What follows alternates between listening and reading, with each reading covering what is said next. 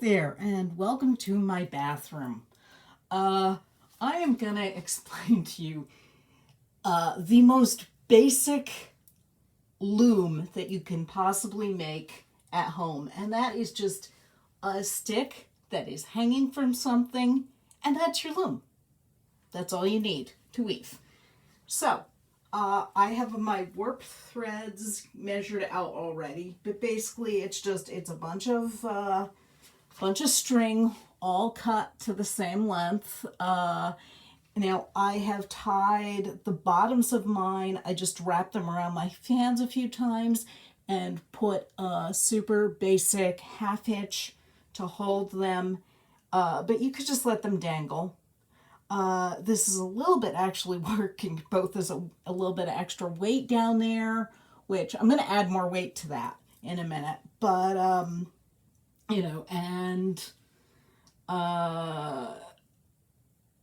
but also it's just allowing me to have a longer warp without it getting all tangled up. So for right now, I'm just going to hang this. I know these bundles are approximately half each because, I did this like earlier, but, whatever. I'm going to just do a super basic lark's head with this. I put the folded warp over the stick. I pull the ends through and see how it catches on itself. And that's it. That's a lark's head. That is one of the easiest knots around. Now, this stick could be suspended in a whole bunch of ways. I could have actually done this directly on this towel rack that it's hanging from. It's just hanging from the towel rack with a couple of pieces of string. Lark's head up here again. That's just a regular overhand knot down here, to make a loop. And I didn't want to have to cut my warp off of my towel rod. So instead, when I'm done, I can just take this off like this. I can slide these off and my weaving's loose then. It's off of my stick without me having to, cut it off my towel rack. So very simple. I will just show you that again anyway. Loop up at the top, hand through the loop, grab the ends, pull the ends through that loop, and you've got a half hitch. Now, to add extra weight to my warp weighted loom, so these are the warps and they need to be weighted. I just happen to have, I thought about, what do I have around the house that happens to have weight to it? In my particular case, I have these clips. They're just your basic binder clips. I'm just going to pop that on there. I'm going to have the additional help of, keeping those keeping them from coming undone. So it's just for weight. And it's going to add a little weight to my warp. And actually, if you're going out and buying the things for this, obviously a dowel, but any old stick will do. If you have a yardstick around, whatever, just put a stick on a thing, hang it. Curtain rod is perfect. Sorry, I just have to let the cat in because, he will start scratching if I don't let him in. Anything, if you're going out and buying things, I would recommend probably a washers instead of binder clips, because they're a little heavier and can definitely adjust the weight as you want. Galileo, stop playing with that. Sorry if the warp is just suddenly bouncing around. The cat is playing with it. And he pulled down the towel that I now have to wash because the floor is dirty. Ignore that my floor is dirty. So, you want to go out? Yes, no, maybe. This is one of the downsides of doing this on a door if you have a cat who's not sure whether or not he wants to be in the room with you or not. Not to mention, just weaving with cats is a thing. Weaving with cats is definitely a thing. They do love the warp. But anyway, so don't let your cats eat the warp. It will kill them. So, definitely watch cats with string in general. Cats should only be around string, supervised. Love your cats. I love my cat. Don't let your cat eat string. Yeah. So anyway, we're doing a really small little warp weaving thing here. We're just gonna, I think, have 10 strands on this warp. So yeah, as you can see, this is just super easy. Lark's heads up here. If you're not familiar with any of the knots that I am mentioning, go ahead and look those up. Hey, knowing knots is not a bad thing. Accidental pun, but I like it. Okay, and then I'm bringing those guys a little closer. Okay. And then finally, here's my last one. I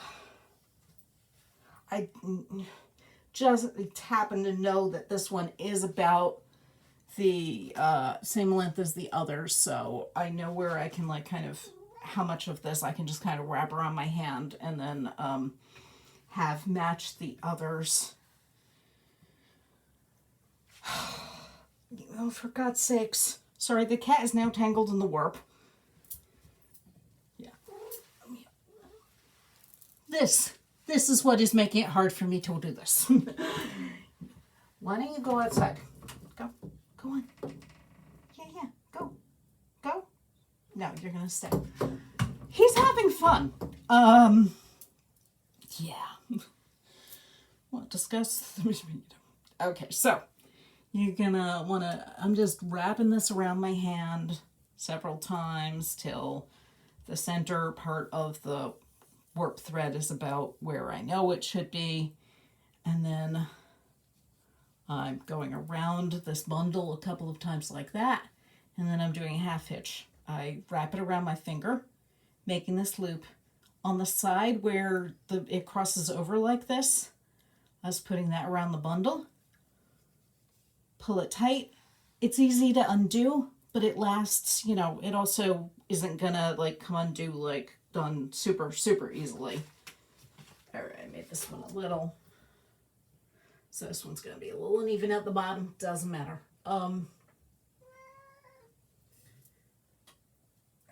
Galileo, that's...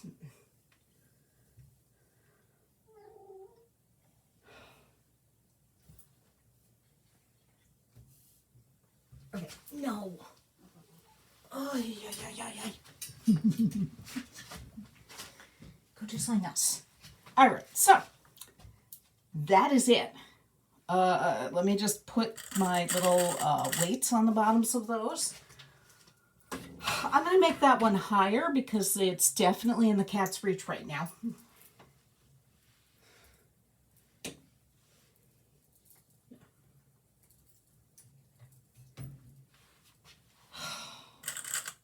If your warp is ever suddenly wet and breaking, check to see if your cat's in it. Yeah, as I say, don't let your cat eat string. Very bad for your cat if your cat eats string.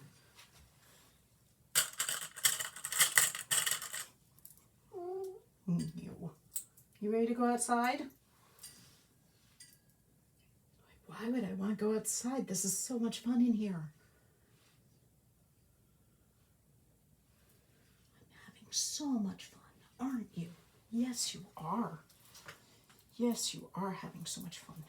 Yeah, you can see what he did to the bottom of this.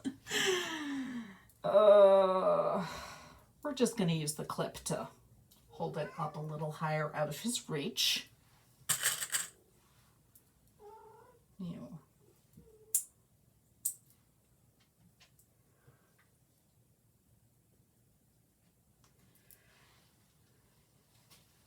Alrighty. Strangely, cats and weaving I don't know why so many of us weavers have cats. but yet we do. Not sure if I'd recommend it. But yeah. Yeah, you definitely can clip it to the, instead of to the bottom of the bundle. As I said, like, you might not even want a bundle like this if you're doing a shorter weaving. I happen to have this warp already cut. I was planning to make a strap with it, so I just grabbed it for this demonstration. And sorry, just laying the cat out. Because as I said, I just happen to have it handy to get ready to go. And yeah, so. Alrighty. Let me split these out a little bit for right now, just so that it's a little easier to figure out which ones do and which ones do not have weights on them yet. Yeah.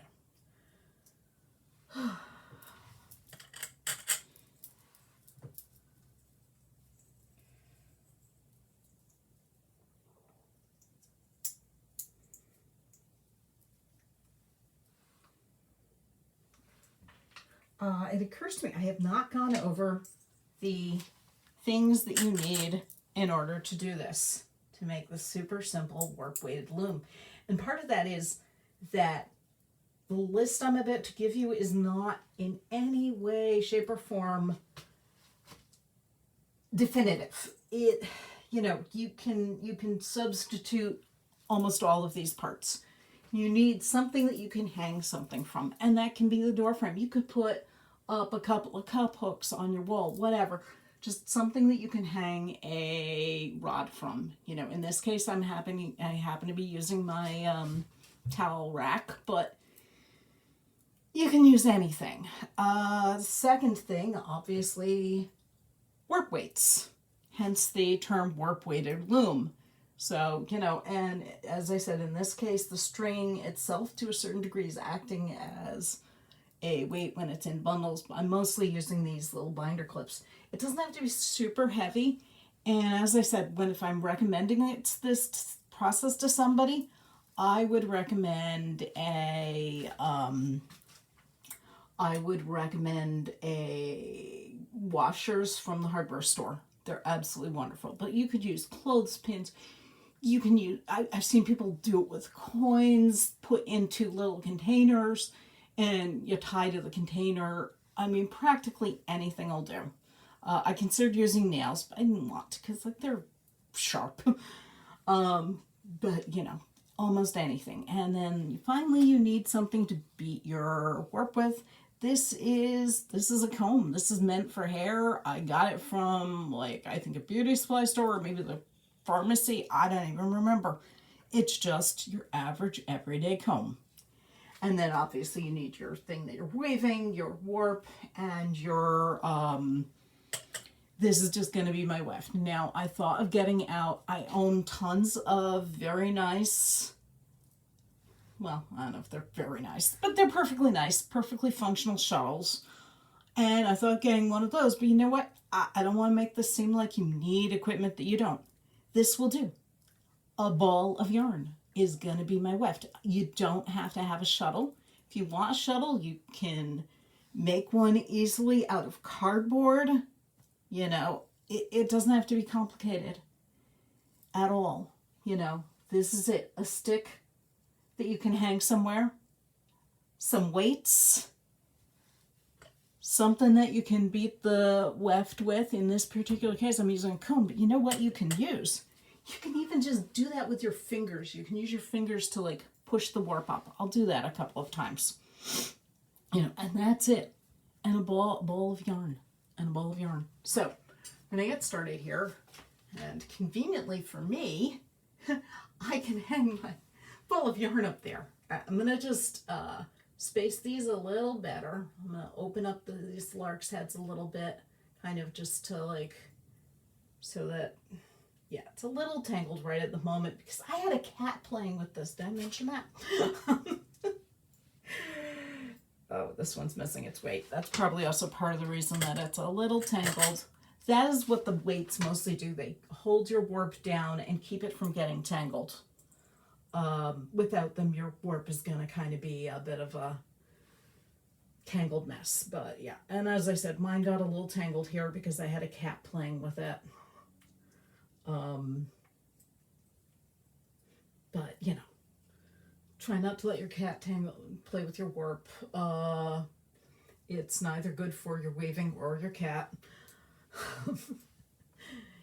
Yeah, so just make those. These are gonna, once I really get started, they're gonna want to stay open more.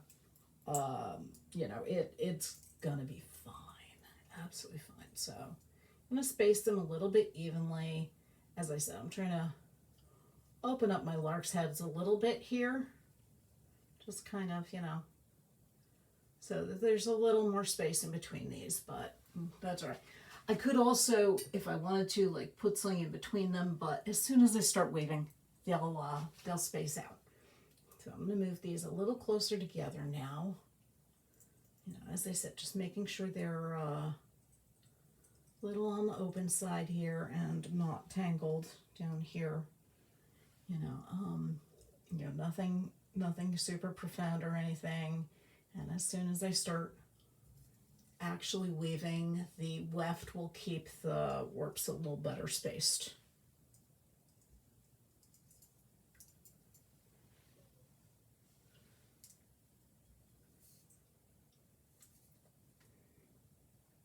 Okay. All right. I'm going to start right up here, and it's super simple. Under, over, under, over. Now you're noticing that I'm weaving first with the tail. In a minute I'm going to be doing with the ball, but right now I'm just doing the tail because reasons. Okay, whoops. So under, over, under, over, under this warp thread, over that warp thread, under this warp thread, over that warp thread. And I have woven my first little bit. I'm going to leave a tail here. I'll weave that in a little while. Next we go, because we went under, over the first time, this time we go under, over. I'm sorry, we went under, over the first time. This time we're going over, under, over this thread, under that thread. See how it's the, and then that one's going over. So this time it's going to go under, and this one's going to go over. And basically I am just pulling the thread that is my over thread towards me and putting the ball of yarn behind it. Hopefully you can actually see what I'm doing and not my shoulder. That's an over, so I leave that there. Under, before, now is the over. Just weaving. You probably, have some experience with this concept. Over that one, under that one, and there we go. I've done my second. Now we need to pull it up. And as I said, I can do this with my hand. I can just kind of hold these and give it a good, right here with my hand. I'm going to move this in a little closer because I don't want them that loose, and I'm going to give that a little tug just to, and at first you're going to fuss like this, but once you get going, you're not going to be fussing like this, and as I said, I can do this with my hand. I don't need the comb. I like the comb. The comb makes it a little faster, a little simpler, a little, boom, it's up. I don't need the comb though. This time we're starting from the other end, and we look and we see what did we do last time. We went under last time, so this time we're going to go over that thread. And this one is an under, and that one's an over, so we're going to leave it back there. This one's an under, so I'm going to pull it forward so I can go under it. And again, I'm just grabbing the threads the warp threads that I'm going under. I'm pulling them forward, and I'm going underneath them. I'm leaving the ones that I'm going over there because I'm just automatically going over them by them being there. I pull it forward, I go under it. I find the next thread that I want to go under. Where am I? I'm here. Yeah, I'm here. And just in case you're paying attention, unlike me, I fill in the next thread that I want to go under. I pull it forward, and I go under it. And then I find the next one that I want to go under. I pull it forward, and I go under it. And it's that simple. And then I'm putting it right back up there because I happen to have that. But you can put that down anywhere. It doesn't have to be, yeah. And then I can use my comb. Or as I said, I could do that with my fingers. I'm going to just like adjust it very slightly up here with my fingers. Keeping a nice, good tension on that the way I want it to be.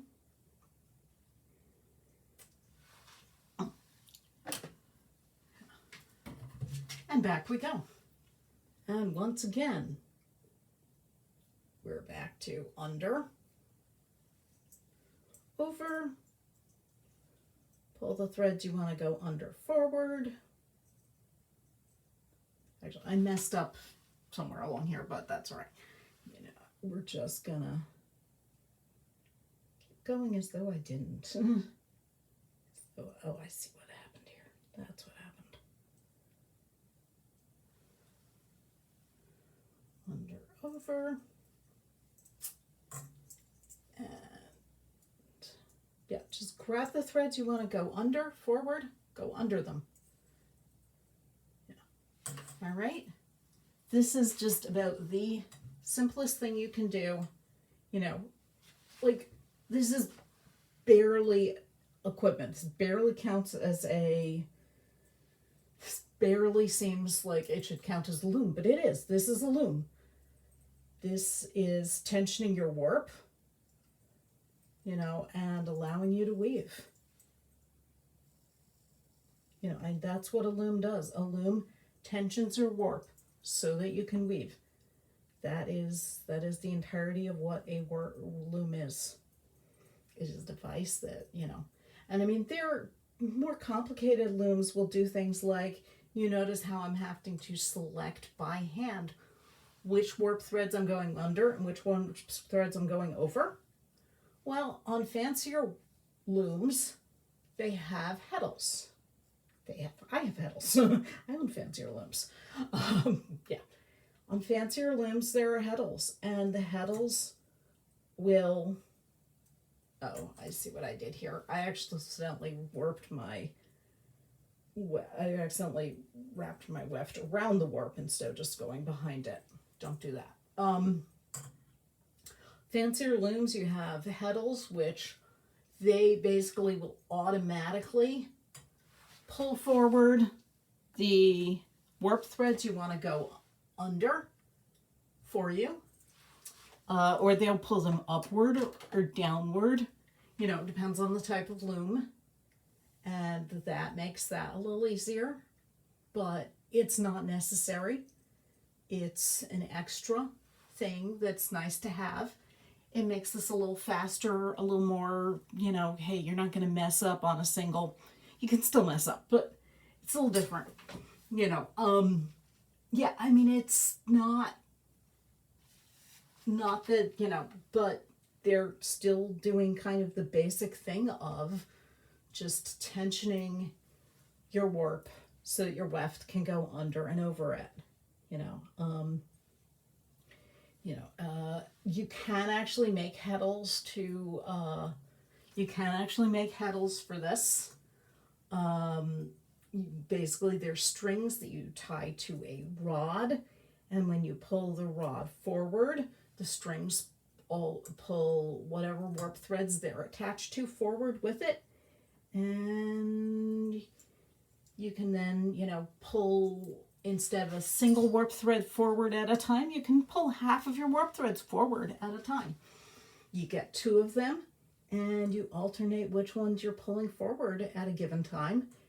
And, or you can get 5 or 6, or 5 is an odd number. literally. 4 is typical, 2 is typical. Usually it's done in pairs for fairly obvious reasons. You know, I mean, it can be done with odd numbers, but you do it in even numbers, you know, of heddle rods, and yeah.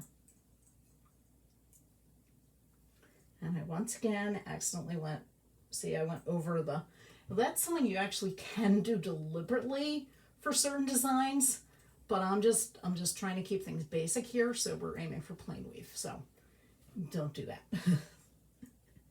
for plain weave, you know. And, you know, if your warps get a little, because my weights aren't all that heavy down here, so mine are getting a little, you know, yeah, but basically, yeah, that's it. And part of what I like about a comb as opposed to just doing this with my fingers is it helps spread out the warp a little bit, you know. And as this goes and you get more and more rows going, it tends to just stay better in its configuration for obvious reasons. You know, it what you want to do is like just make sure you have it like nice and even at the selvages. The selvage, the selvage. I'm all using all these terms for you. Okay, warp are the strings that go up and down. Weft are the ones that go back and forth.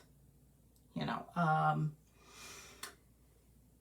selvage is this edge along here, where the warp thread is gonna wrap around your weft thread is gonna wrap around your warp thread, and you know, yeah, at the edges.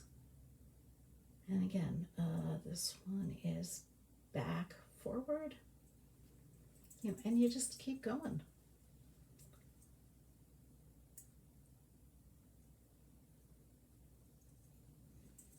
Back and forth, under, over, you know, until you get all the way to the end. And, you know, there are ways that you can do this so that the warp stays more spread out. You can use nails or notches up on your warp beam up here. The stick is your warp beam, you know, and that'll help keep them more spaced if you want, you know. You can just tie your warp threads a little more evenly spaced than I have, you know. But as I said, as you keep going and you keep weaving, the spacing tends to work itself out. The very top of your weaving is probably gonna be a little wonky, especially if you're not, if you haven't woven a lot before in the past. Yeah, it's, yeah. Some people find doing this with a pick, like using a knitting needle or just anything that you can use to pick the threads up one at a time, hence the term pick. Easier, you know. And just, yeah, you just keep as I say, go under the, basically every other thread you go under for plain weave. If you're doing a twill, that's different. With a twill, instead of every other thread, and why don't I just show you that, because, you know, I have not been paying nearly as much attention to things like tension and stuff anyway. So like if you're doing a twill, see, you have 4 threads. You go 1, 2, 3, and you pick up the 4th thread, and you just go under the 4th thread. And then you go 1, 2, 3, and you pick up the 4th thread, and you just go under the 4th thread. This has the two advantages. One is that it looks fancy because that's a twill. Hey, I mean, does that not, it's cool, right? To be able to weave twill. But also, on a work weighted loom, doing fancy things like that, it's not slower, it's faster. It is faster to weave a twill on a work weighted loom than to plain weave on a work weighted loom. And then you go back in the other direction, and this time you pick one of those up, but just the same order. And then 1, 2, 3, and pick up that one from there. And okay, I'm recording myself. Yeah. 1, 2, 3, and you pick up this one again. And boom, you're weaving twill. And you can see this is not the fastest process in the world. I have woven all of about 1 inch of fabric. You know what? I'm talking to you. And if I wasn't talking to you, it'd go a lot faster. So there's that. Okay, so anyway, that's it. That's a work weighted loom. When you've woven as far as you want to and you get to the bottom. Okay, well, first off, if you run out of space down here, these, you want to release more, they're all the way up here and it's time to, but you don't have room, you can wrap this onto your work beam. You can wrap your work beam up like that and just find some way to tie these or clip these, like with my little clips, to hold the cloth up out of your way. You are not limited to the first length that you make this. You can, as I say, you absolutely 100% can wrap your cloth up onto your work beam and then keep weaving from there. When you do finish and you've woven as far as you want to, be that 1 inch or 5 yards, whatever, when you're done, you're probably going to want to tie this off, and depending on how you want to tie it off into a fringe, you just bundle these together, pull it through. I'm just going to be doing a slip knot right here for so many reasons, but normally, like, I'd pull that all the way through in a regular knot. You just tie it off and that becomes your fringe. You wouldn't do a slip knot, you would do like an overhand knot, which, let me show you an overhand knot real quick. So let's pretend that this is the end of my work here and I'm ready to tie it. Just, you make a loop, you pull the end through the loop, and boom, there you go. Overhand knot. So you just want to tie these off in bundles into an overhand knot, or you can do a hem stitch, which is a little more complicated. You take your final tail and a tapestry needle and you just sew it in, kind of. There are lots of demonstrations of hem stitching if you want to do that, but I recommend just tying off your fringe in with overhand knot. And there you go. Okay.